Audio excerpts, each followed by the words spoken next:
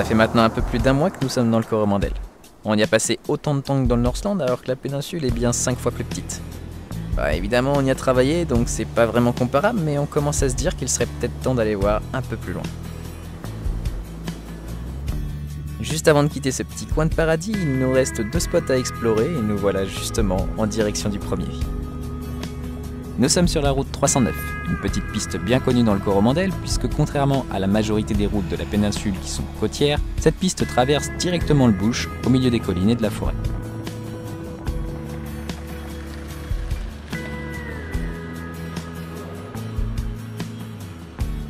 A l'origine, on devait se garer sur un parking au pied de notre rando, 3 km plus loin. Et la route est fermée à cause de soi-disant travaux, alors il faudra marcher un peu plus que prévu. Notre objectif, c'est Castle Rock, le noyau d'un ancien volcan qui culmine au milieu de la brousse néo-zélandaise.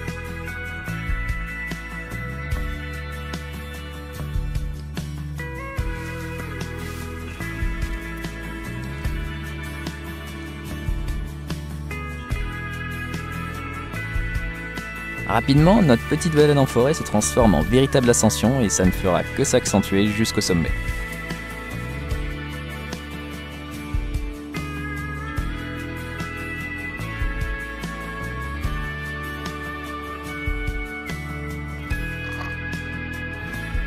Mais quelle récompense!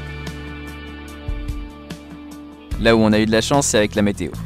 On commençait sérieusement à avoir froid ces derniers jours et puis le vent s'est calmé, les nuages ont disparu et le soleil a fait le reste. On était tellement bien là-haut qu'on a bien dû rester 1 heure, peut-être même 2, simplement posé à observer ce qui nous entoure et profiter de cette vue incroyable. On se sentait encore une fois seul au monde.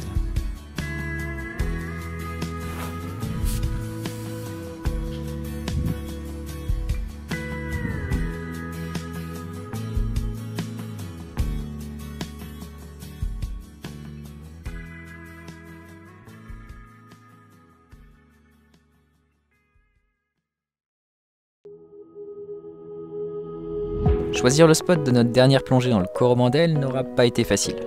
Est-ce qu'on tente un nouveau site? Est-ce qu'on va chasser? La météo est excellente, mais c'est le début de l'hiver et l'eau s'est bien refroidie, ce qui veut dire qu'on n'y restera pas longtemps. On se décide donc pour une plongée en réserve pour maximiser nos chances de croiser de la vie et ramener quelques belles images.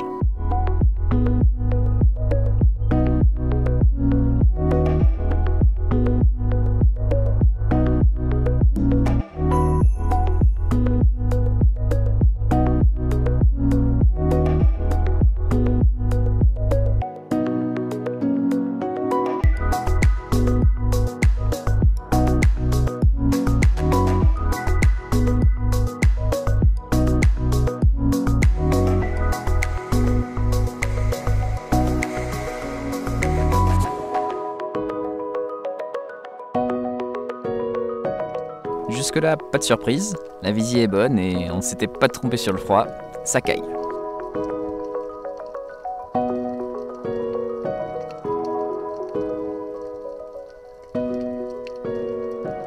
Étonnamment, on observe très peu de vie lors des premières apnées. Étant donné que nous sommes en réserve, on s'attendait à un peu mieux qu'un snapper fuyant et quelques rares cousins des balistes. Parfois, il faut savoir être patient et faire preuve d'un peu de persévérance. Et ce jour-là, ça a fini par payer.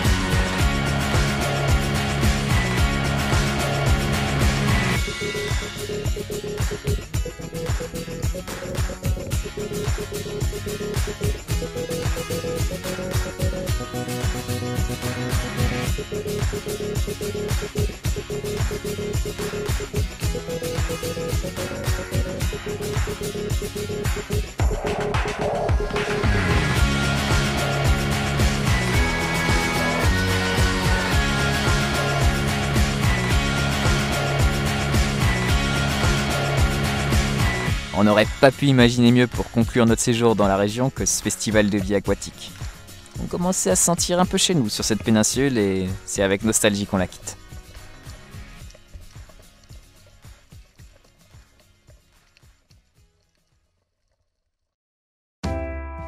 Après cette sortie, on a pris la route. On savait pas trop où on allait, mais ce qui était sûr, c'est qu'on voulait rester dans la partie nord de l'île pour éviter le froid hivernal. On a donc roulé à la recherche d'un coin sympa ou patienté jusqu'au printemps et gagner un peu d'argent.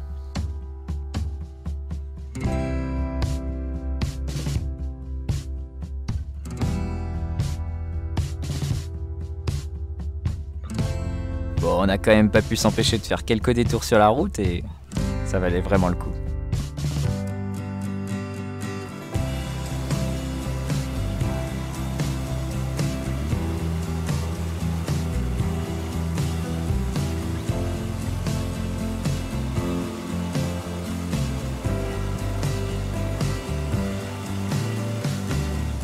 On s'était dit qu'une ville ce serait peut-être un bon plan.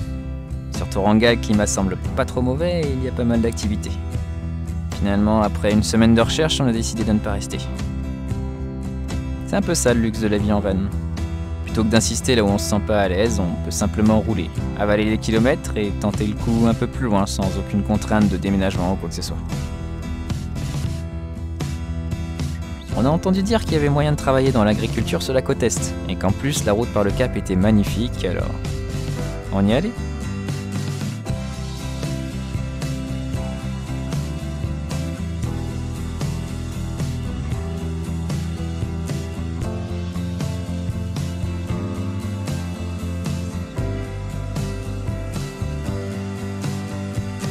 Ce soir-là, on a clairement été gâtés. La lumière était incroyable et rendait n'importe quel paysage magnifique. On a roulé jusqu'à ce que le soleil se couche et même un peu plus encore. On s'est arrêté pour dormir sans trop savoir ce qui nous entourait, laissant ainsi la surprise pour le petit-déj.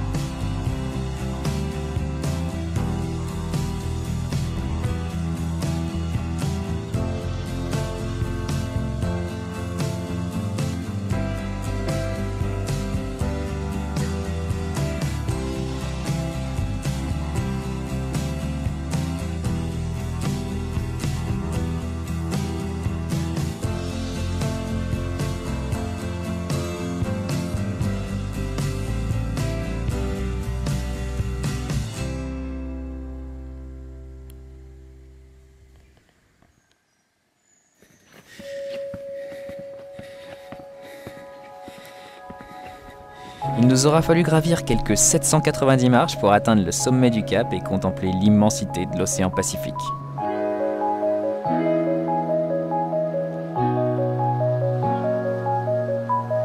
Bien connu pour son phare, l'Escape, c'est aussi l'un des premiers endroits au monde à voir le soleil se lever chaque matin.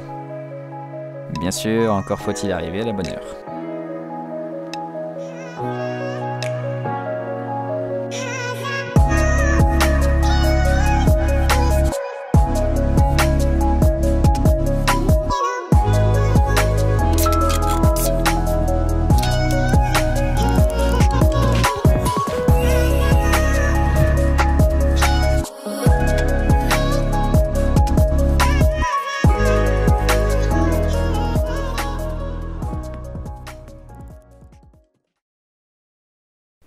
On n'a peut-être pas vu le lever de soleil au phare, mais on a quand même eu le droit à un réveil haut en couleur.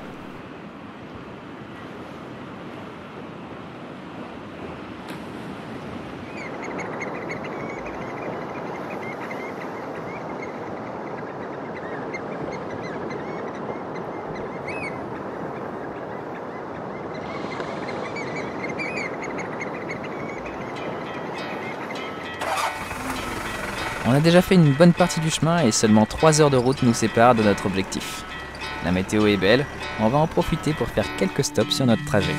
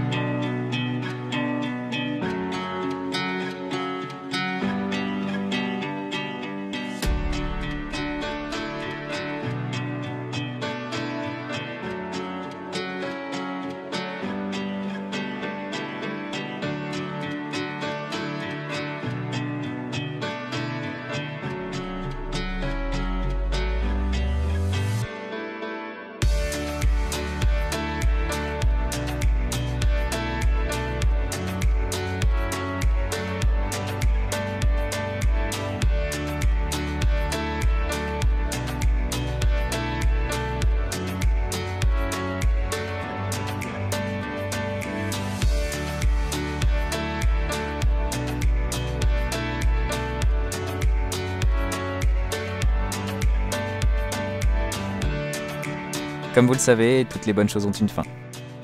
Encore quelques kilomètres et nous voilà arrivés à destination.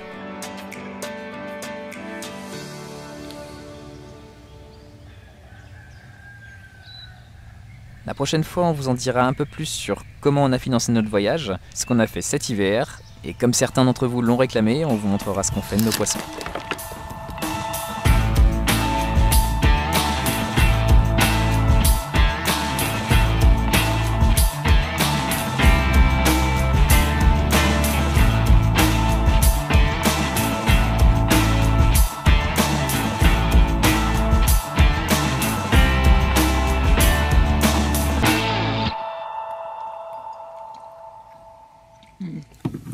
Les rillettes sont excellentes. Le pain n'est pas bon.